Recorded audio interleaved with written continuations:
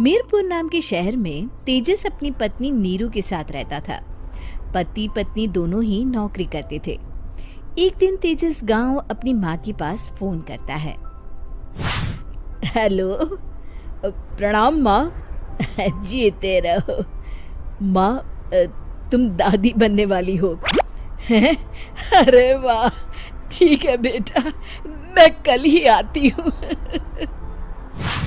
जब माँ जी शहर पहुंची तो बेटे बहू ने बहुत अच्छे से स्वागत किया। लीजिए माँ जी, चाय। अरे गर्मा गर्म पकोड़े ले आओ माँ के लिए। नीरू रसोई में गई और 2 मिनट में ही पकोड़े ले आई। जी ये लीजिए।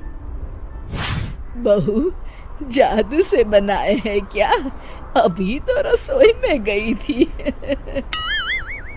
यम्मी।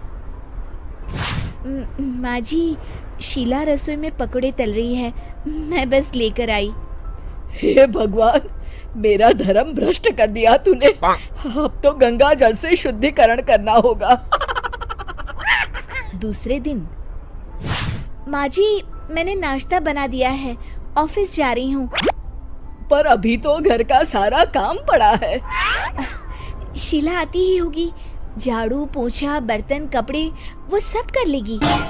हमारे जमाने में घर का सारा काम हम ही करते थे।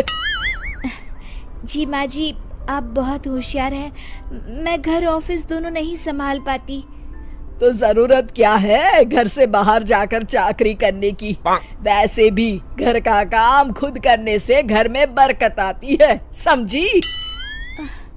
पर माँ जी। पर वर कुछ नहीं, इस महीने की पगार मिले फिर ऑफिस बंद। हाँ।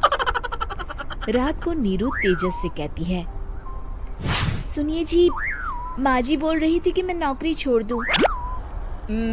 वैसे ठीक ही तो है, अभी तुम्हें आराम की जरूरत है। फिर भी आराम कहाँ, शीला को छुड़ाने के लिए बोल रही थी। तो अब 24 घंटे में इतना काम तो कर ही सकती हो। पर जॉब पसंद है मुझे, घर पर मन नहीं लगेगा। अगले दिन जब दोनों ऑफिस के लिए निकल रहे थे, मेरी तो कोई कीमत ही नहीं है इस घर में। माँ जी, आजकल महंगाई बहुत है, रहन सहन भी बदल गया है, दोनों नौकरी करते हैं तभी ठीक रहता है। अच्छा, तू कहना क्या चाहती है? मेरा बेटा तुझे बिठा के खिला नहीं सकता? तू ही इस घर का खर्च चला रही है, हैं? नहीं माँ जी, मेरा वो मतलब नहीं था। मतलब खूब समझती हूँ, ये बाल धूप में सफेद नहीं किए मैंने। हाँ। अब तो ये रोज का काम हो गया था। तेजस भी रोज की झिकझिक से परेशान हो गया था। एक दिन उसने कहा, नीरू, वैसे भी तुम्हें मैटरनिटी लीव मिलने वाली है, तो अभी से ही छुट्टी ले लो। पर क्या, मेरी सैलरी अच्छी खासी है। आखिर नीरू ने रिजाइन कर दिया। जब बच्चा हुआ तो घर में सब बहुत खुश हुए। कुछ दिनों बाद तेजस फाइल देख रहा था। क्या हुआ तेजस, कुछ परेशान लग रहे हो?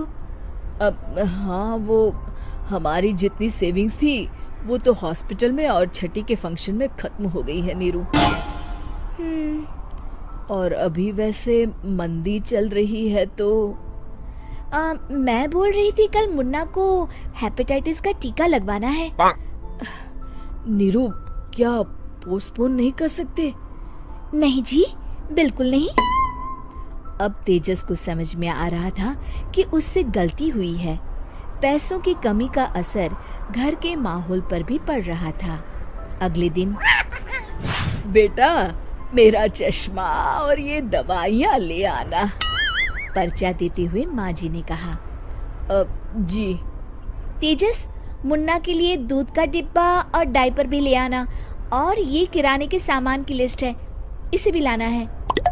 तेजस गुस्से में लिस्ट मरोड़कर फेंकता है और चिल्लाता है, पैसे क्या पेड़ पर उगते हैं? ये ले आना, वो ले आना। अरे पर ये जरूरत का सामान ही है। वो गुस्से में बिना कुछ कहे ऑफिस चला गया। अरे लंच तो ले जाइए। नीरू दौड़कर डिब्बा पकड़ाती है एक दिन खाना खाने के बाद, नीरू, अब तो मुन्ना कुछ बड़ा हो गया, तो अब तुम वापस ज्वाइन कर लो ना जॉब। पर इस रिसेशन में जॉब मिलना बहुत मुश्किल है। ट्राई तो करो। फिर मुन्ना? माँ जी है ना, और एक फुल टाइम मेड भी लगा लेंगे। पर माँ जी, उन्हें तो पसंद नहीं। तभी माँ जी वहाँ आ जाती है और प्यार से नीरू के सर पर हाथ फेरते हुए बोलती है, अब मेरी समझ में आ गया बहू, पहले के और अब के समय में अंतर है। तुम काम शुरू करो, मुन्ना की जिम्मेदारी मेरी। मेरी प्यारी माँ जी। ये कहकर नीरू उनके गले लग गई। शिक्षा, परिवर्तन संसार का नियम है, हमें भी समय के साथ चलना चाहिए। उम्मीद है कि आपको हमारी ये कहानी पसंद आई होगी। कृपया हमारे चैनल को सब्सक्राइब करें और सभी अपडेट्स के लिए बेल आइकन जरूर क्लिक करें। और हाँ, वीडियो लाइक और शेयर करना मत भूलिएगा। Bye bye.